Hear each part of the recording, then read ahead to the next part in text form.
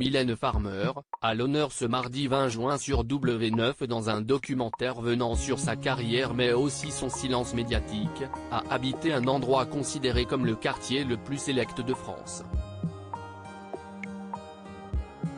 Absente des médias depuis plusieurs années, Mylène Farmer a attisé la curiosité de W9 qui lui a consacré un documentaire, diffusé ce mardi soir à 21h05. L'occasion de se demander ce que devient la chanteuse de 61 ans.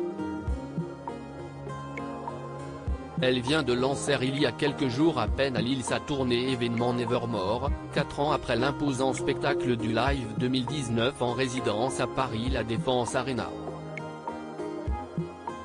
Elle y a défendu ses plus grands tubes et les chansons de son dernier album L'Emprise, sorti en novembre dernier. On sait également qu'elle a quitté la Villa Montmorency et ses 4 avenues paisibles où sont construites une centaine de maisons luxueuses.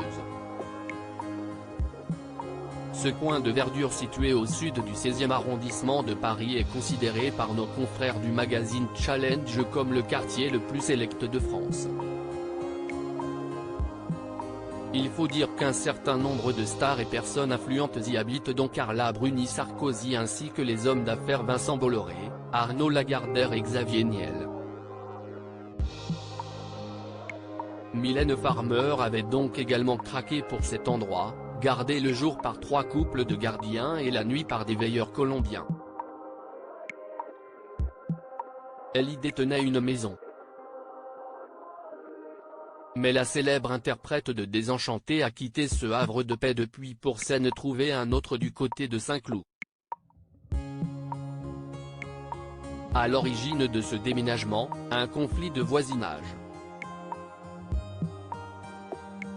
Les voisins se sont plaints à plusieurs reprises des 2 chiens de la star, notamment lors des assemblées générales.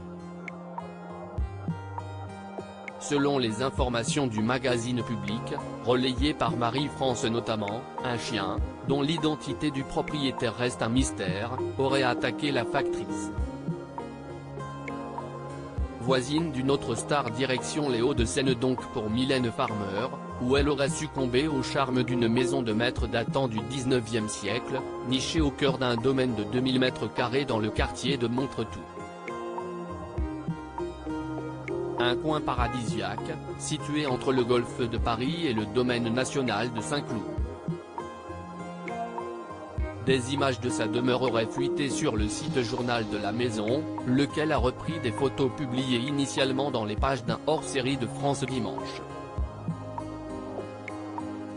D'après l'agence immobilière Cretsen Partners, cette maison située non loin de celle de Jean Dujardin se tient sur 3 étages, et est composée d'un double séjour, d'un jardin au rez-de-chaussée, d'une suite parentale et d'une salle de bain avec vue sur Tour Eiffel au premier étage.